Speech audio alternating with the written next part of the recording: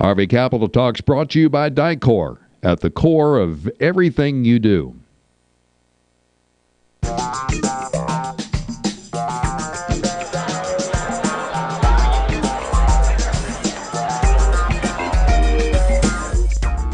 welcome to RV Capital Talk. I'm McCaskey from RVNN TV, and joining our host here, Sherman Goldenberg from RVBusiness.com. Thank you, Andy. We're here today with a well-known dealer, Mark Bretz. Mark, welcome. Thank you. You know, rather than me try and resurrect these 4 stores that you've got, we know the main ones in Missoula, Montana, Bretz RV and Marine. Tell me about your 3 other stores, where they're located. Right, we're involved with a dealership called Tour America RV in Billings, Montana. I'm a partner in a dealership with a gentleman named Bruce Young in Portland, Oregon. The name of that dealership is B. Young RV. And then we have Bretz RV in Boise, Idaho. So, you know, what I really want to say is that we're here, you know, we wanted you on the show because you're a well-known dealer, again, and a reputable guy, and a guy with a good look at the market. And, you know, I think we start there. You know, a family-held, or at least a family-originated dealership in Missoula, up to 4 stores. What are you seeing in this market right now? Well, I think that probably what I'm seeing is maybe what a lot of dealers are seeing across the, especially the northern states. We had a particularly strong first quarter, but we had incredibly mild weather, and so the challenge with that was figuring out was the success that we were having in the first quarter a indicator of things to come, or was the weather really helping us in that quarter? Our April was good, but not as great as the first quarter had been. So I tend to be of the belief that some of the first quarter was potentially business that we took from later in the year just because our weather was so mild that people were out shopping for RVs early. So to follow up on that, you're seeing an average decent year? Yeah, I think that I think that we're going to have a decent year. We were seeing increases from 20 to 50% in the first quarter, and I certainly don't think that we're going to end up at that kind of number as we get further in the year. My predictor would be that the further we get into the year, the weaker the year will become. Is there any one segment that has been a standout so far this year that seems to be stronger than what you anticipated? Well, as you started into the question, I was wondering if we were talking about a standout in a good way or a standout in a bad way. But standout in a good way would probably be our boat business has been much better. I mean, the boat, for those of us in the RV business, we need to be thankful that we weren't in the boat business. The boat business has been off about 75% across the country from where it was. So our boat businesses, we're seeing some rebound there, and that's nice. In the RV segment, I would say that our travel trailers tend to be the strongest, and probably our new and used diesel motorhomes tend to be the weakest. Look at other parts of your company, if you would. Parts and service, F&I. What comments do you have on those? Parts and service are good. I don't know that there's anything that's particularly different about that this year than it's been for the last couple of years. So I mean, the business is decent. F&I think we're starting to see some additional competition in the marketplace, which is better for the dealership and allows the consumer that was maybe not have been able to get financed. Today we're getting those folks financed. You're doing, I noticed in your ads and looking at your stores on the internet prior to this interview, that at least one of them had a pretty prominent ad for, the Alberta oil fields, or at least my assumption was it was Alberta. You're doing some business in that direction, are you not? Yeah, the oil boom is certainly a positive thing for for kind of all of our stores. I would say that in some of our markets we're in markets that the economy is not particularly strong, and so we're seeing people buying RVs to go to the oil field. Our Billings store is the one that's probably closest to some of the oil activity, and that store is most directly impacted by it. But I think that my guess is that a lot of RV dealerships all across the country, even if they're not close to the oil fields right now, are seeing people buy RVs to go to the oil fields. It's an incredible thing. It's probably as close as we'll ever see to what the days of the gold rush were. There's no housing. There's stories are that Walmart doesn't unpack things. They just stick the pallets in the middle of the aisles in the Walmart stores there in the oil field, and people just grab whatever they want off the pallets. And coffee shops are paying $15 an hour to get somebody to make a cup of coffee for people. So it's an incredible thing that's going on over there. Andy, from what we understand, any sort of housing is being used, and an RV is actually preferential housing. Sherman, you had a comment there before we took our break? I wanted to ask him a little bit more about that after the break that you were just about to tell me about. Okay. Let's take a break. We'll be back shortly. RV Capital Talks brought to you by the Dicor Corporation. Dicor Corporation is 4 specialized companies serving the RV industry. Dicor Products, United Shade, Seal Design, and Vixen Composites. Whether it's RV wheels, walls, shades, seals, or other specialty products, Dicor Corporation is at the core of everything you do.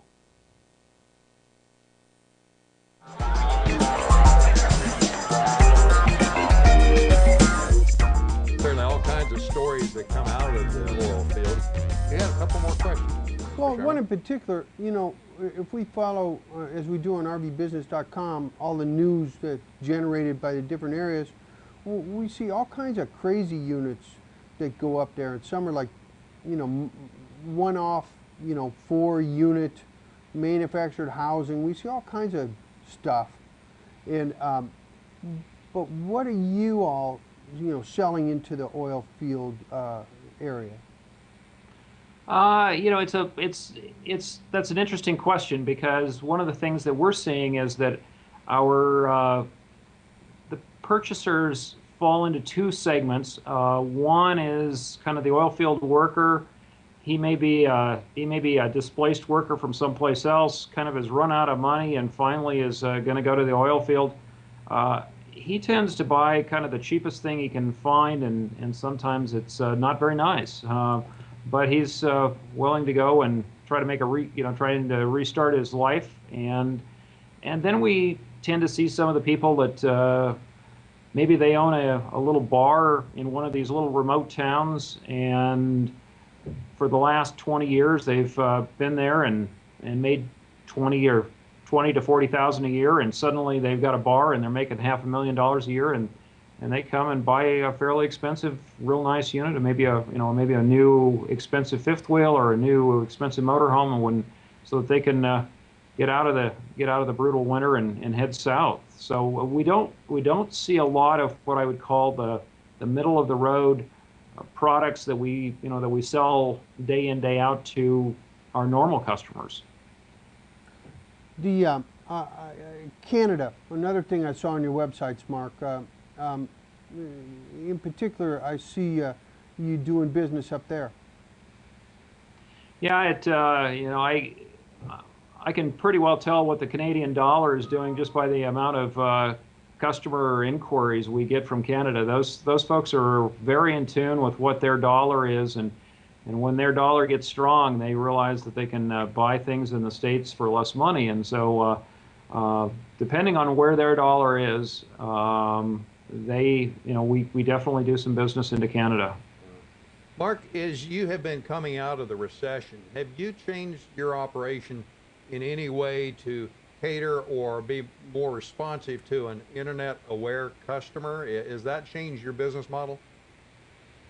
Well, I don't know if that, I don't know if that relates to the recession, but we certainly have dealt with that over the last many years. At one point we were kind of the internet dealer before there was an internet. We were an 800 number dealer, and we sold a lot of motorhomes over 800 numbers. So.